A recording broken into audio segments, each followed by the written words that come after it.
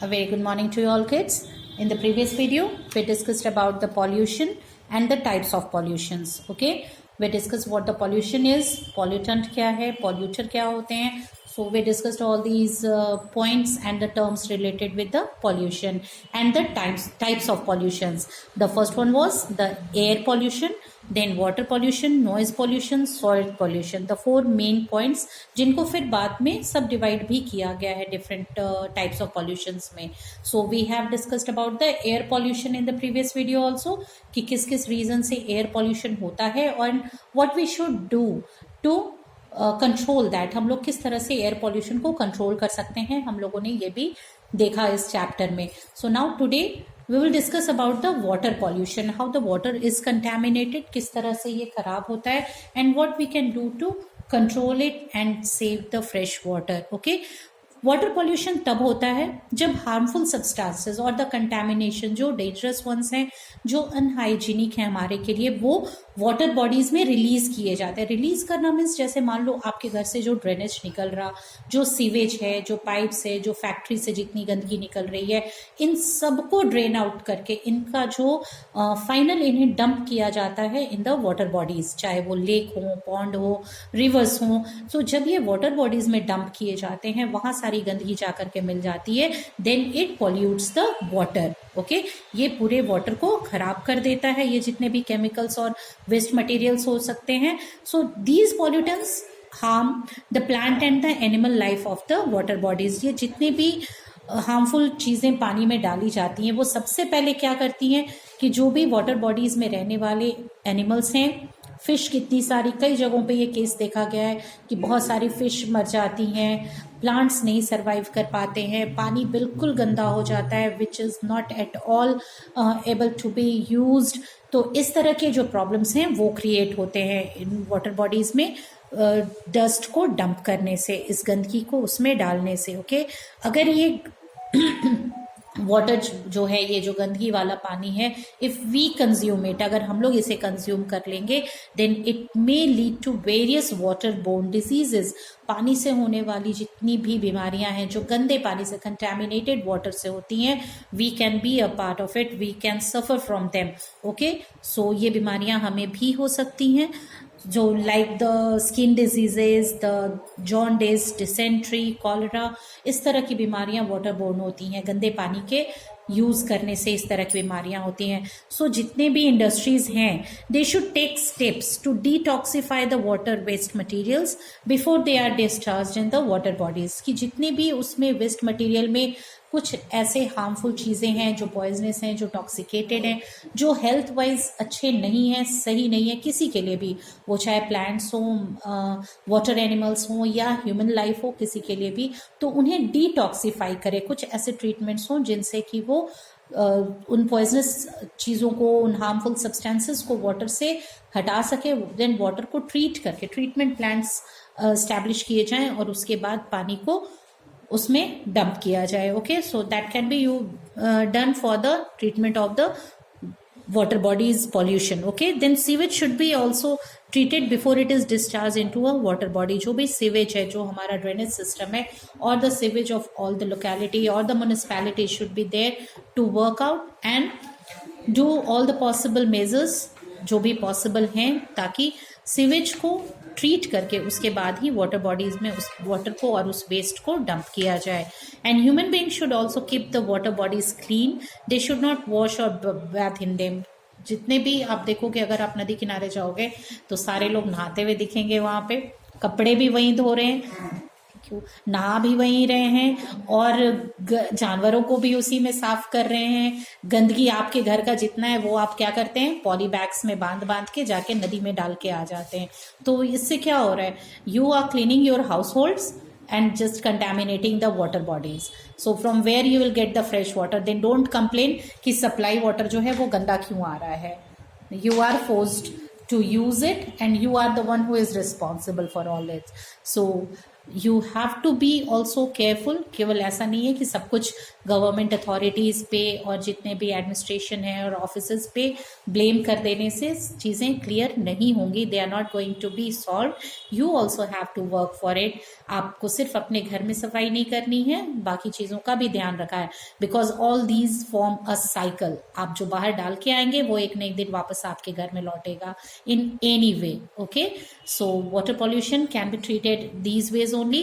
And here is a case study of the water pollution related with river Yamuna in Delhi is given. You can go through it and read it, what the case is, how the river Yamuna's water is contaminated and should be done. Halaki something favorable is there in the lockdown, which I have just discussed in the previous video also, when it was about the air contamination or pollution. Water contamination भी जो है काफ़ी हद तक साफ हुआ है। गंगा अपने आप साफ हो गई हैं, Yamuna is very much clean. तो ये जितने भी प्रोजेक्ट्स अभी तक आए थे गवर्नमेंट की तरफ से, वो भी इतनी सफाई नहीं कर पाए जितना कि इस लॉकडाउन में सफाई हो गई है। So fresh water, the water bodies are really fresh now because the contamination is very लो।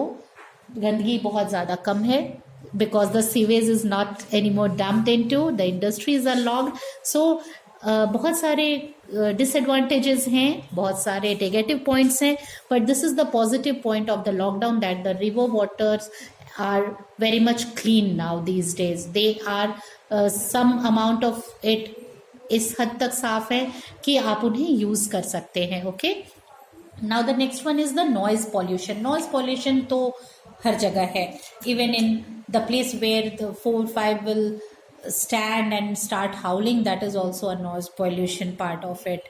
आप घर पे भी हल्ला करेंगे तो वो भी, the amount of screaming, आप चिल्ला रहे हैं, आप बोल रहे हैं, आप हल्ला कर रहे हैं, जो आपके बेरेबल पॉइंट से ज़्यादा है, that is pollution, है ना।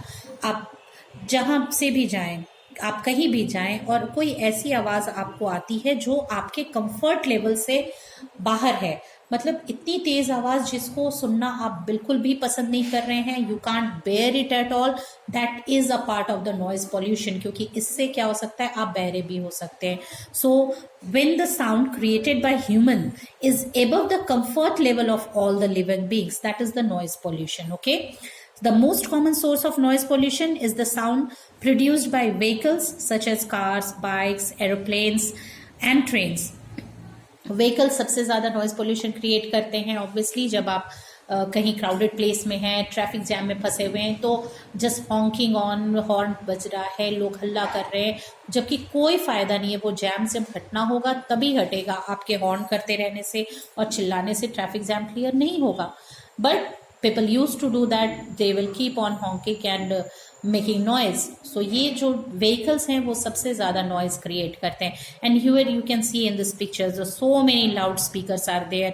मतलब अगर कोई फेस्टिवल है तो जब तक बिल्कुल तेज आवाज ना आए, तेज गाने न बजे, ऐसा कि अगर अगल बगल में कोई रह रहा है वो परेशान ना हो जाए, तब तक आपने फेस्टिवल सेलिब्रेट नहीं किया। This is the basic concept in the mind of the local people कि बहुत तेज आवाज, आपको खुशी है, आपको ये बस हल्ला करके दिखलाना है। So loud speakers are really a very major way to pollute the environment, जिससे नॉइज पोल्यूशन बहुत ज़्यादा होता है। It can also be due to the noise made by the machinery, construction work, loud speaker, TV, music systems. आप घर पे भी जब बहुत तेज वॉल्यूम में अगर टीवी देख रहे हैं, आपको कई बार मम्मी पापा कहते होंगे कि वॉल्यूम कम करो, वॉल्यूम कम करो। It's only because that sound, वो जो टीवी की आवाज़ आ रही है वो उनके कंफर्ट लेवल के बाहर है। जो बाकी लोग हैं घर के, आपके घर में बुजुर्ग हैं, आपके घर में और लोग भी हैं, अगर वो ये कहते हैं कि टीवी का वॉल्यूम कम करो तो आप प्लीज़ कम कर दीजिए। क्योंकि हो सकता है कि जिस वॉल्यूम पे आपको मज़ा आ रहा है टीवी देखने में या गाने सुनने में म्यूज़िक सिस्टम पे, उस लेवल पे, उस साउंड पे आपके घर के बड़े लोग, आपके ग्रैंडफादर ग्रैंडमाज परेशान हो रहे हों, क्योंकि वो साउंड उनके लिए उनके कंफर्ट लेवल के बाहर है। So this is the noise pollution. Okay, so when you are asked to just mute it या वॉल्यूम कम करने को कहा जाए, then please do it because it's an enjoyment for you लेकिन आपके जो घर के लोग हैं वो उनके कंफर्ट लेवल के बाहर है, वो इसे पसंद नहीं कर रहे हैं। Okay, so this is the noise pollution. And इससे क्या क्या हो सकता है? It can cause the sleep disturbances, नींद में कमी हो सकती है, आपके सुनने की जो क्षमता है, द एबिलिटी, आपकी जो सुनने की क्षमता है वो भी कम हो सकती है, आप बहरे भी हो सकते हैं। Okay, and it's really dangerous for our environment. Even it can cause animals a lot of problem, बहुत सारे एनिमल्स के लिए भी ये प्रॉब्लम क्रिएट कर सकता है। जो पेट हैं आपके या आपके आसपास रहने वाले जो एनिमल्स हैं उन्हें भी इतनी तेज आवाज़ से परेशानी होती है। या मान लो आपके घर के आसपास कोई हॉस्पिटल है, स्कूल है, या आपके घर में ही जो बुजुर्ग हैं जिनकी तबीयत अच्छी नहीं है, तो उन्हें भी ये तेज आवाज़ें परेशान कर सकती हैं।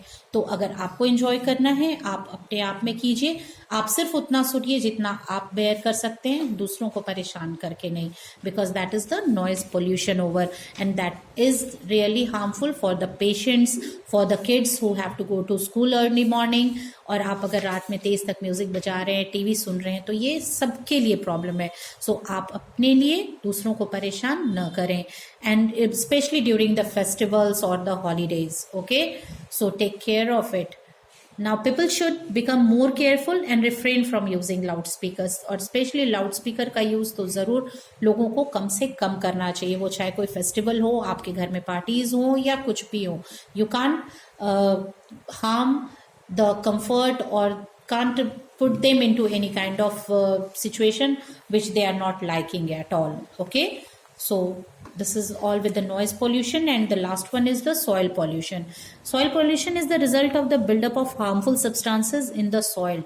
वैसे substances का soil में मिलना जो soil के लिए बिल्कुल harmful हो, सही ना हो, and that hampers the growth of the plants, जिससे कि फर्टिलिटी कम हो जाती है सॉइल की, और प्लांट्स और ट्रीज उस सॉइल पे ग्रो नहीं कर पाते हैं, जिससे कि एनिमल हेल्थ पे भी असर होता है। Okay, so it causes the problem for the plants to grow, and it's all because of the overuse of the pesticides and increased use of the chemical fertilizers. लोग ज़्यादा से ज़्यादा क्रॉप्स ग्रो करने के लिए पेस्टिसाइड यूज करते हैं, fertilisers use करते हैं, जबकि इफ़ दे यूज़ मैन्योर्स, जो नेचुरल चीज़ें हैं, अगर उन्हें यूज़ किया जाए तो वो कहीं ज़्यादा फ़ायदा करने वाले हैं क्रॉप्स के लिए। वो इम्प्रूव करते हैं फर्टिलिटी, क्रॉप्स को हमेशा सही रखते हैं, सॉइल के लिए सही हैं, because they supply the proper amount of nitrogen and the minerals to the soil. लेकिन लोगों को सब कुछ बहुत जल्दी चाहिए, results they want very immediate results जो होते हैं वो बाद में जाकर के लॉन्ग टर्म में हार्मफुल होते हैं। But people don't think so much about the consequences and they just focus on the immediate results. So that causes the soil pollution, because so much of fertilizers and the pesticides are used in the soil for the crops these days, and many health problems are caused due to the soil contamination. और soil के contamination से बहुत तरह की बीमारियां होती हैं, especially for the people in direct contact with them. जो फार्मर्स हैं हमारे या जो लोग वहाँ काम करते हैं, वो जब डायरेक्ट कॉन्टैक्ट में होते हैं उन्हें सबसे ज़्यादा ये हार्म करते हैं, जैसे कि प्लेग्राउंड में, पार्क में, स्कूल्स में, इन जगहों पे जहाँ बच्चे या बाकी लोग हर समय सॉइल के कांटेक्ट में हैं, and that soil is not proper enough, it's not hygienic, तो वो उनके लिए हेल्थ रिलेटेड इश्यूज क्रिएट करता है. Okay, and one of the main soil pollutant is lead, which is very harmful as it can affect the development of the brain in children and damage the kidney in adults. ये बच्चों के साथ साथ young और adult लोगों को भी, सभी को एक तरह से परेशान कर सकता है, उनके ब्रेन डेवलपमेंट को रोक सकता है, किडनी रिलेटेड इश्यूज होते हैं, डाइजेस्टिव सिस्टम उनका खराब हो सकता है, and skin rashes also. Okay, so just work for it and stop polluting the environment, either it is related with the air, water, the noise pollution, the soil, anything.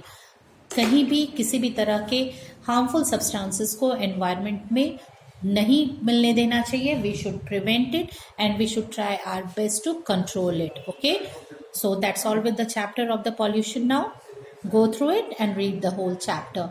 Thank you.